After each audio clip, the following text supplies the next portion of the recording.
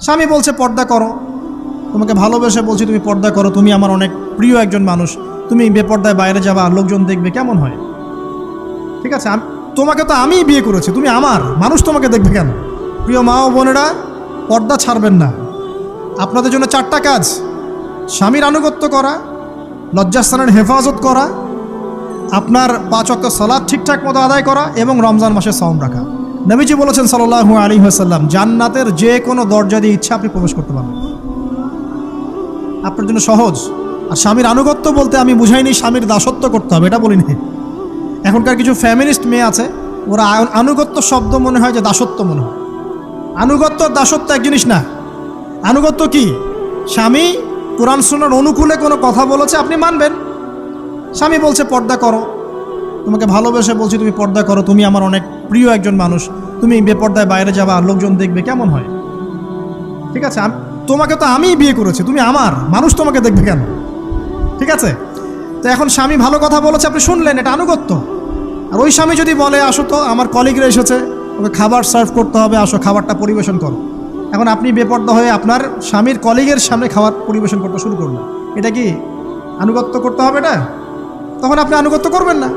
Simple, কোরআন সুন্নাহর অনুগত কাজে আপনি স্বামীর আনুগত্য করবেন, বিপরীতে গেলে আপনি করবেন না।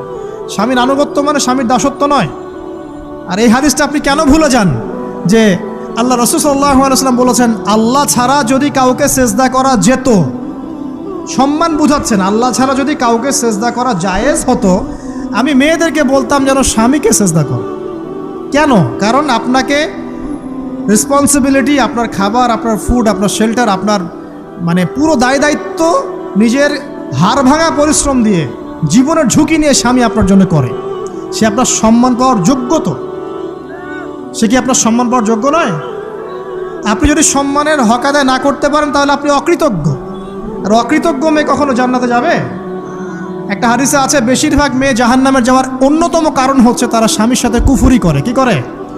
মানে সারা জীবন স্বামী ভালোবেসে যায়, ভরণ পোষণ দিয়ে যায়, সব চাহিদা পূরণ করে যায়, একদিন দেখবেন কথা কাটাকাটি হয়েছে, ওই দিন বলে বসবে যে তোমার কাছে আমি কিচ্ছু পাই নাই সারাদিন। এই যে কুফরি, এই কারণে তারা জাহান্নামে যেতে পারে বেশি। আল্লাহ হেফাজত করুন। আমি আরেকটা কারণ হচ্ছে যে বেপর্দা। আপনাকে 4টা মূলনীতি ফলো করতে হবে। 1, এমন কোনো পোশাক পরবেন না যে পোশাকটা আটো সাটো, যেটা পরলে আপনার গায়ের কাঠামো বোঝা যায়। এটা বোরখা হলেও পরা যাবে না। আমি কি বুঝাতে পারছি? ডিজিটাল বোরখা দেখেন নাই? দেখছেন? মাশাআল্লাহ। আর কারা কারা দেখছেন? এদিকে চোখ বেশি যায় না? আচ্ছা, এমনি দেখা যায়, চোখ দিতে হয় না, এমনি দেখা যায়। ডিজিটাল বোরখা চলবে না, ডিজিটাল বোরখা চলবে না। আমার মত, এটা আমি মত দিচ্ছি, আমি আল্লাহর রাস্তায় সময় দিয়েছি অনেক দিন, এবং এখানে যে পর্দাটা শেখানো হয় এরকম পর্দা আমি অন্য কোথাও দেখিনি। এত চমৎকার পর্দা শেখানো হয়। কারা কারা সময় লাগিয়েছেন? 3 দিন 7 দিন সময় দিয়েছেন কারা কারা? বেশিরভাগই দেন নাই। সমস্যা নাই, দিতে হবে, আমি বাধ্যতামূলক বলিনি আপনাকে। বলেছি এখানে পর্দা শেখানো হয়, চমৎকার পর্দা শেখানো হয়, যে এখানে চোখটা পর্যন্ত তাদের ঢেকে রাখার তালিম দেওয়া হয়। যাই হোক, যেখানেই শেখেন, অ্যাটলিস্ট পর্দাটা শিখলেই হলো। এমন পোশাক হবে না যেই পোশাকটা আটো সাটো, যেটা পরে আপনার গায়ের কাঠামো বোঝা যায়। 2 নম্বরে এমন পোশাক পরা যাবে না যেই পোশাকটা পরলে বাহির থেকে ভিতরের অঙ্গ দেখা যায়। দেখেছেন? দেখেন নাই? দেখছেন হুজুর? আচ্ছা, আপনারা তো সব দেখেন দেখি। তারপরে 3 নাম্বার, এমন পোশাক পরা যাবে না যেটা অমুসলিমদের সাথে সাদৃশ্য আছে। কথা বুঝতে পারছেন? অমুসলিমদের ধর্মীয় বিষয়ের সাথে সাদৃশ্য আছে এমন পোশাক মুসলিম মেয়েদের পরা যাবে না। এর মানে এই নয় যে অন্য ধর্মকে আপনি আক্রমণ করবেন, এটাও নয়। যে যার ধর্ম তাদের স্বাধীনতা মতো পালন করবে। মুসলিমরা বাধা দিবে? দিবে না। মুসলিমরা দাওয়াত দিতে পারে। কি করতে পারে? দাওয়াত দিতে পারে যে ভাই, যে লা ইলাহা ইল্লাল্লাহর কনসেপ্ট আপনাকে বুঝাচ্ছি, আল্লাহ ছাড়া কোনো মাবুদ নাই, মুহাম্মদ সাল্লাল্লাহু আলাইহি ওয়াসাল্লাম সর্বশেষ রাসূল, এই কোরআন পড়ুন, হাদিস পড়ুন, দেখুন এটাই হচ্ছে মানবতার মুক্তির সনদ। এরপর যদি সে ইসলাম কবুল করে আলহামদুলিল্লাহ, যদি না করে এর হিসাব কে দিবে? সে নিজে দিবে। এর হিসাব কি আমাকে দেওয়া লাগবে? দেওয়া লাগবে না। তো অমুসলিমদের সাথে সাদৃশ্য আছে এমন পোশাক চলবে না। আর 4 হচ্ছে, পুরুষরা মেয়েদের পোশাক পরতে পারবে না মেয়েরা পুরুষদের পোশাক পরতে পারবে না। জি, আপনাদেরকেই বলছি, আপনারা জিন্স পরতে পারবেন না, মেয়েদেরকে বলছি, এবং টি শার্ট পরতে পারবেন না। আপনারা ওই যে যা ইচ্ছা তাই ড্রেস পরে বলবেন যে হাজার বছরের সভ্যতা সংস্কৃতি, এসব বাজে কথা চলবে না এখানে। এটা হাজার বছরে কোনোদিনও আমাদের দাদা নানিরা এগুলা এগুলা কখনো পরে নাই। পড়ছে? আপনার দাদি কখনো এরকম পরছিল শাড়ি? তো যে বললো হাজার বছর থেকে পরে আসতেছে নাকি।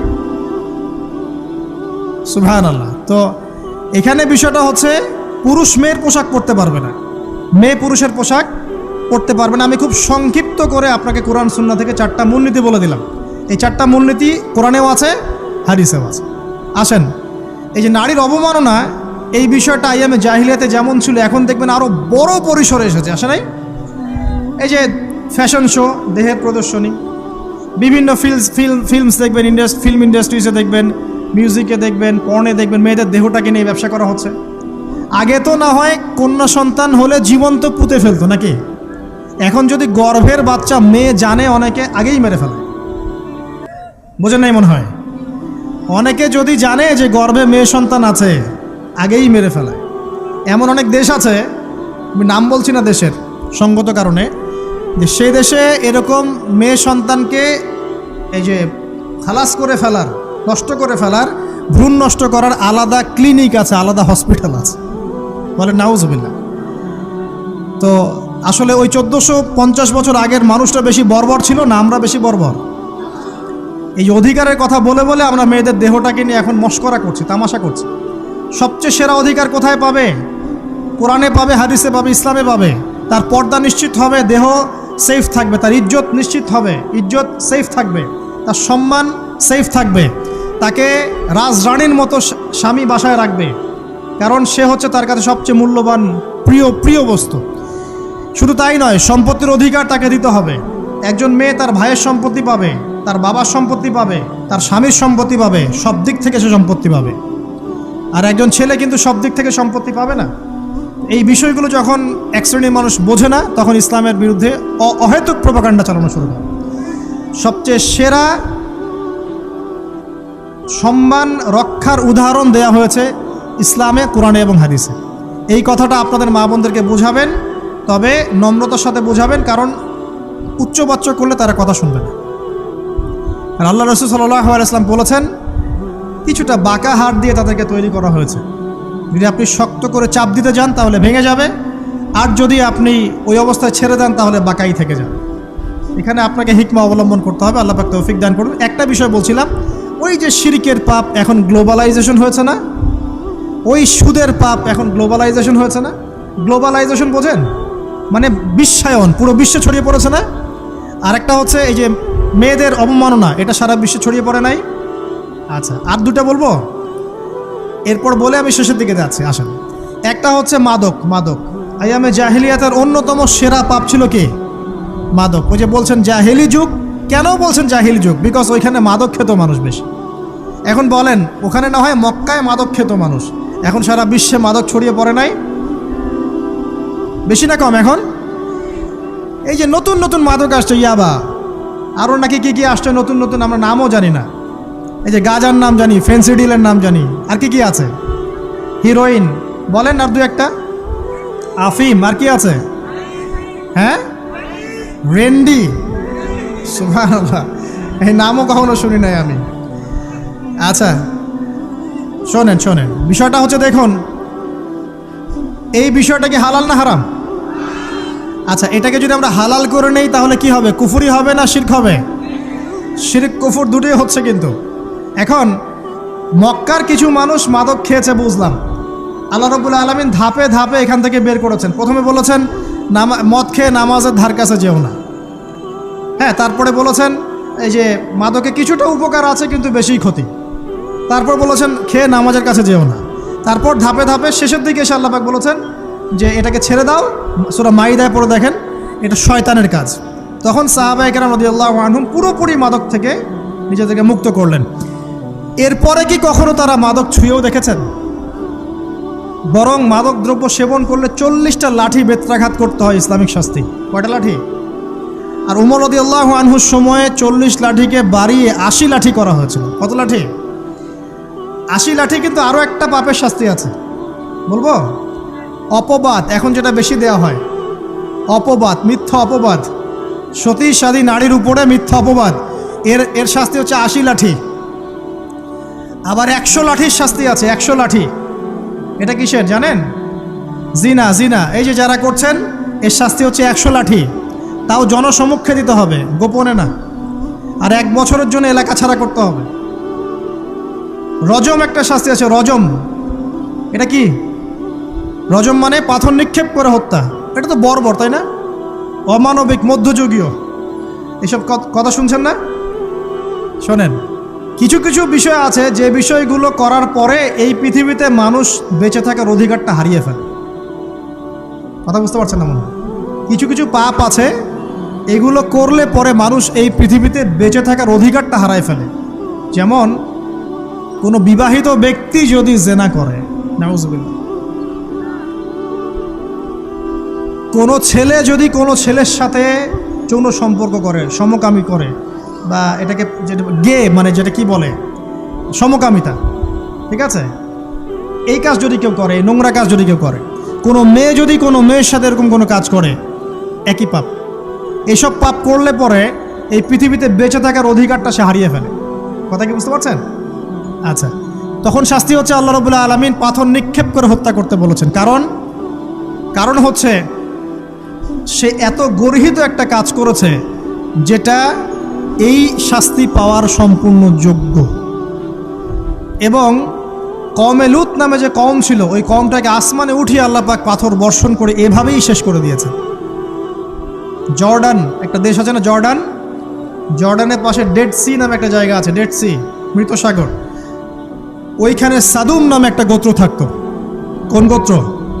সাদুম। ওই সাদুম গোত্র এরকম সমকামী ছিল। আল্লাহ রাব্বুল আলামিন লূত আলাইহিস সালামকে পাঠিয়েছিলেন, তারা হেদায়েতের বাণী শোনে নাই। আল্লাহ পাক ওদেরকে আসমানে উঠিয়ে পাথর নিক্ষেপ করে উল্টা দিকে দাফন করে দিয়েছেন। নাউজুবিল্লাহ।